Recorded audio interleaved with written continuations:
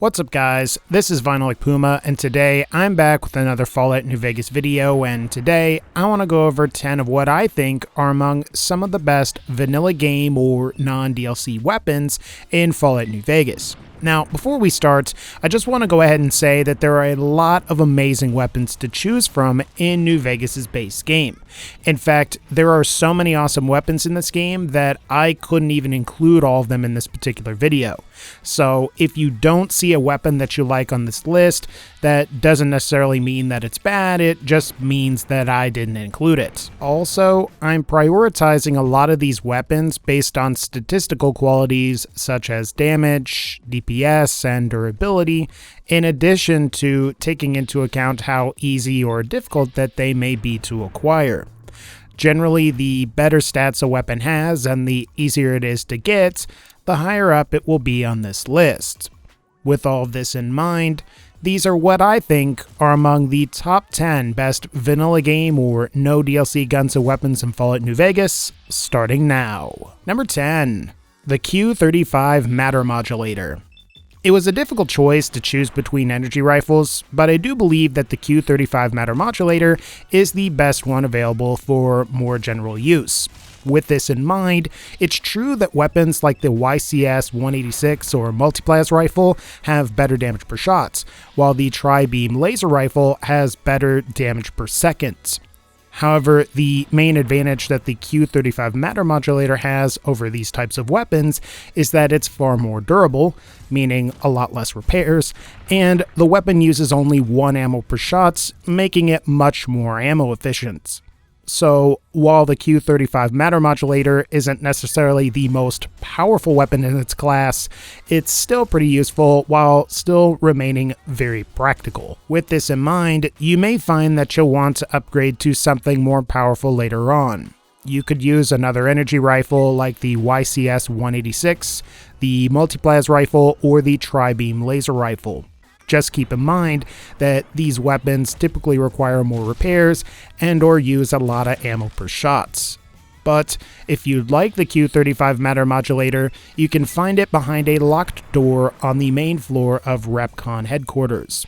You'll need a pretty high lockpicking or science skill to get in here, or you'll need to find the door's corresponding key card on the 3rd floor of the facility. Number 9.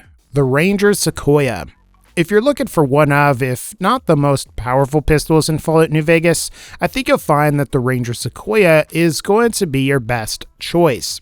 Not only does the Ranger Sequoia sport the highest base damage of any pistol in the game, it also sports the second highest damage per second of any non-DLC pistol, only being surpassed by the 12.7mm pistol. To be honest, it's actually pretty neck and neck between both the Ranger Sequoia and the 12.7mm pistol as to which one is better. Both weapons share the same durability, however the 12.7mm pistol has superior fire rate, cheaper ammo, and lower AP cost, while the Ranger Sequoia sports higher critical chance, has 50% better base damage, and could potentially be easier to repair, as you can repair the Sequoia with a generic hunting revolver. The only crappy thing about the Ranger Sequoia is acquiring it. These weapons are fairly rare despite their in-game value, and are usually only carried by NCR veteran rangers. However, you can always pickpocket Chief Hanlon at the Camp Golf location for his own Ranger Sequoia. Number 8.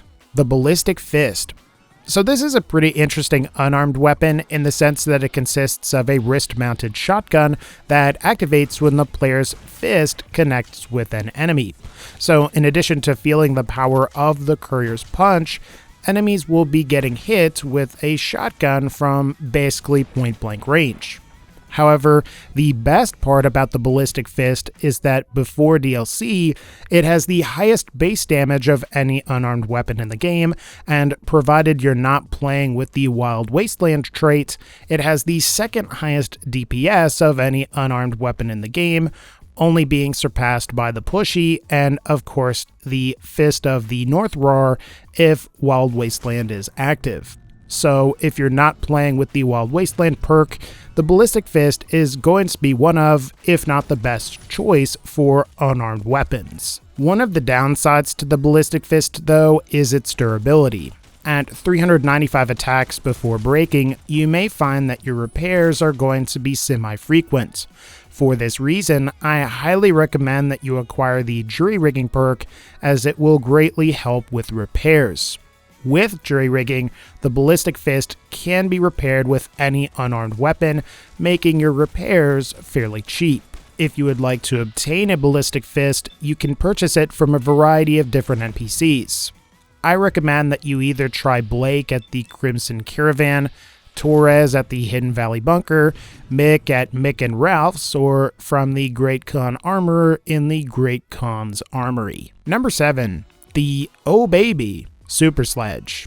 It was tough to pick a best melee weapon, but I think I'm going to go with the Oh Baby Super Sledge. To best describe this weapon, it's basically just a rusted but statistically upgraded version of the regular New Vegas Super Sledge with superior base damage, faster attack speed, and lower action point cost. Otherwise, the Oh Baby and regular Super Sledge are fairly similar, and really, at that point, if you can just get the Oh Baby, you might as well just use it. I think the only problem you'll run into is the fairly high strength requirements and lack of repair options without the jury rigging perk.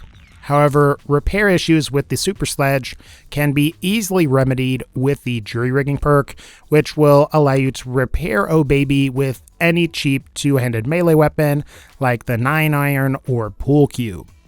As for acquiring the Oh Baby, you can find the Oh Baby in Charleston Cave, and it should be in the far southwest portion of the cave, lying next to a dead Nightkin. Number 6.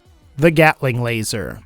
Now, there are a variety of really great heavy energy weapons that are available. You have weapons like the Plasma Caster, which is essentially the heavy version of a regular plasma weapon. You have weapons like the Incinerator, which is pretty powerful and has some decent area of effect damage.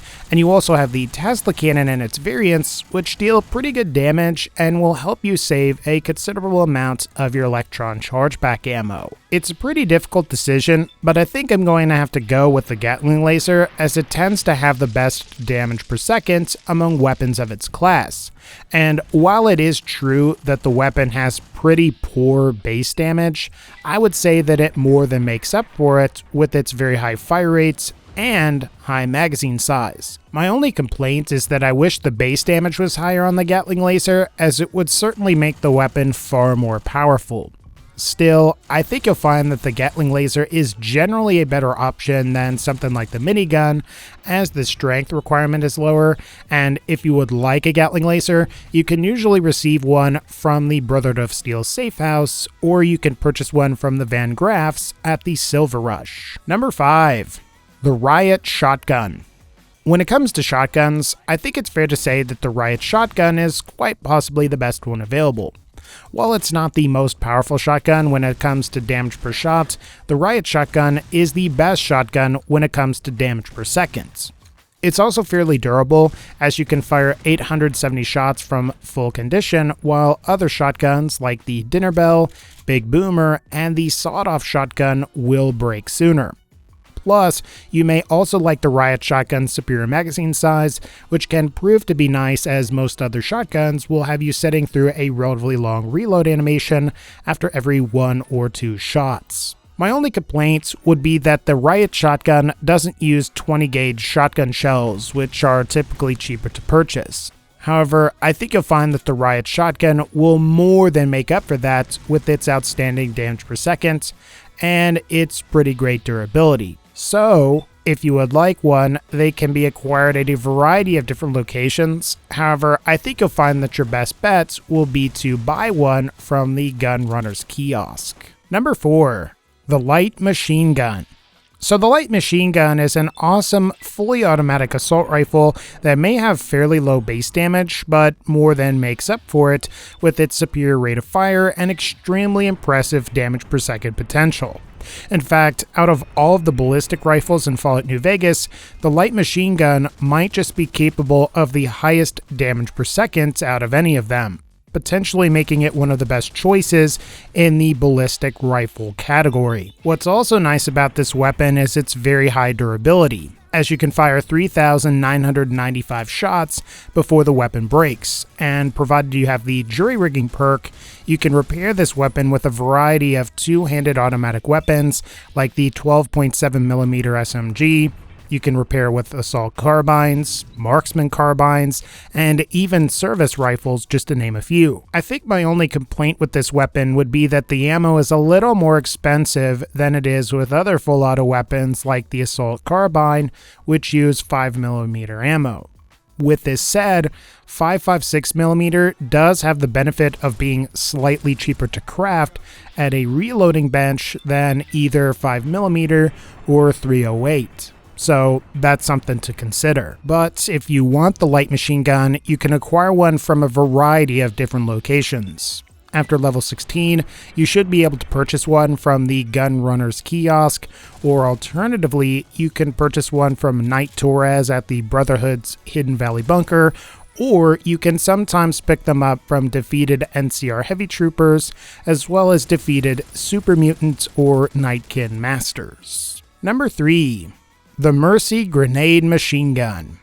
In my humble opinion, Mercy is the best explosive weapon available, potentially surpassing weapons like the Fat Man or Annabelle Missile Launcher.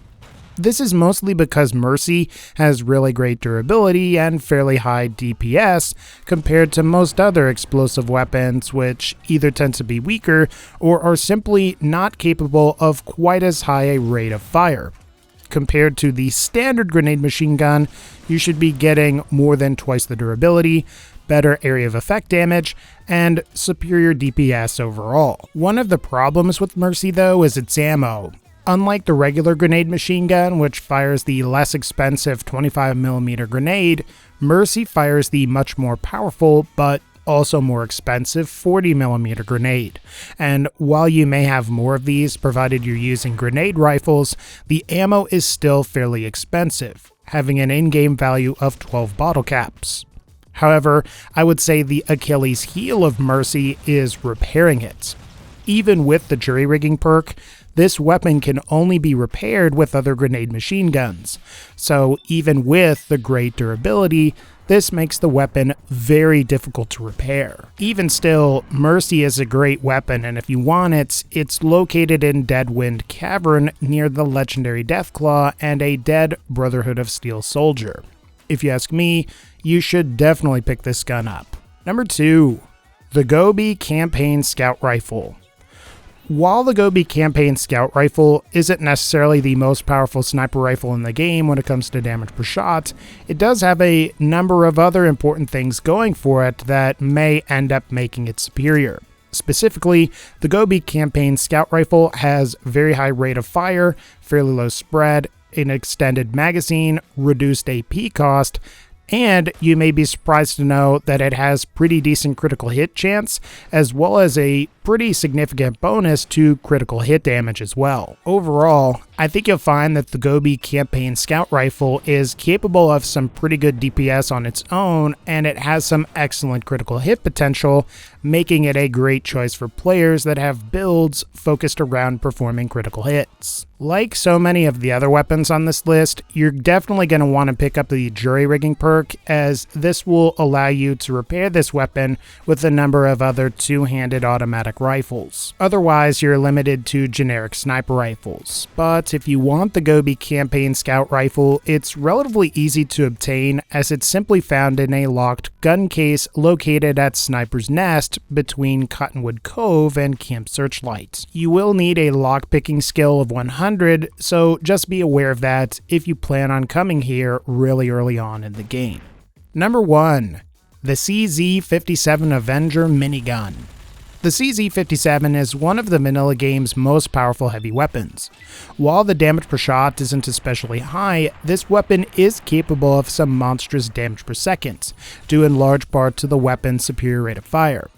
compared to the standard minigun, you're getting roughly 50% higher rate of fire, improved action point cost, as well as 25% more durability. While it's true that the regular minigun has double the magazine size of the Avenger, I don't think you'll really find that that's too much of a problem. What I will think you'll find as a problem is that the CZ57 Avenger has a very high strength requirement. If you don't have 10 strength, you're sort of SOL. Otherwise, the CZ57 Avenger is a great minigun and there's not a whole lot else to it.